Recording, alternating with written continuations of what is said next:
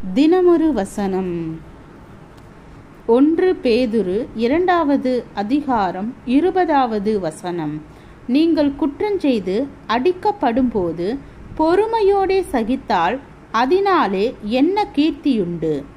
நீங்கள் நன்மை செய்து பாடுபடும்போது பொறுமையோடே சகித்தால் அதுவே தேவனுக்கு முன்பாக பிரீதியாயிருக்கும்.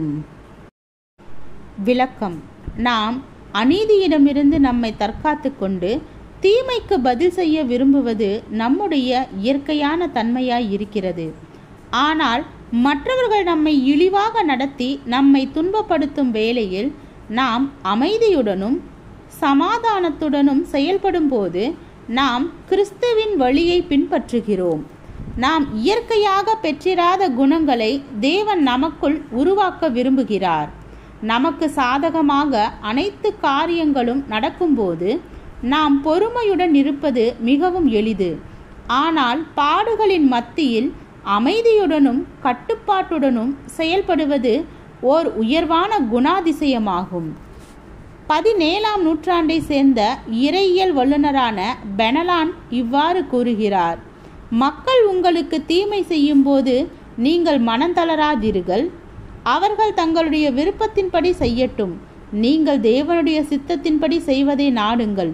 அமைதியான சமாதானமும் தேவனோடு உள்ள இனிமையான ஐக்கியமும் உங்களுக்கு விரோதமாக செய்யப்பட்ட ஒவ்வொரு தீமைக்கும் பதிலளிக்கும். உங்களுடைய கண்கள் தேவன் மீது நோக்கமாய் இருக்கட்டும்.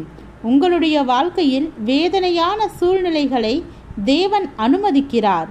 உங்களுடைய நன்மைக்காக அவர் அதை செய்கிறார். நம்முடைய நன்மைக்காகவா? ஆம். நாம் அநீதியை கிறிஸ்துவின் வழியில் எதிர்கொள்ளும் போது நம்முடைய அமைதியின்மை அமைதியாகவும், நம்முடைய பாதுகாப்பு இன்மை பாதுகாப்பாகவும், நம்முடைய நம்பிக்கையின்மை நம்பிக்கையாகவும் மாறும். நாம் இழிவாக நடத்தப்படும் போது நாம் எதற்காக பதிலடி கொடுக்கிறோம்? நாம் உடனடியாக நம்மை தற்காத்து கொள்வதற்காக அல்லது பழிவாங்குவதற்காக ஏன் முயற்சிக்கிறோம்? நாம் நம்முடைய சொந்த சுகத்திற்கும் உரிமைகளுக்கும் மிக அதிகமான மதிப்பை அளிப்பதினால் தான் அவ்வாறு செய்கிறோம் அல்லவா? அப்படியென்றால் என்னுடைய உரிமையை எப்போதும் நிலைநாட்ட விரும்புகிற என்னுடைய இந்த இச்சையை என்னை விட்டு நீக்கும் என்று அகஸ்டின் ஜெபிப்பது போல நாமும் ஜெபிக்க வேண்டும். ஜெபம். தேவனுக்கு ஸ்தோத்திரம். தேவனே, நாங்கள் எங்களுடைய வாழ்க்கையில் தேவனுக்கு சித்தமான, தேவனுக்கு பிரியமான செயல்களை செய்து வாழ கிருபை பாராட்டும். ஆமென்.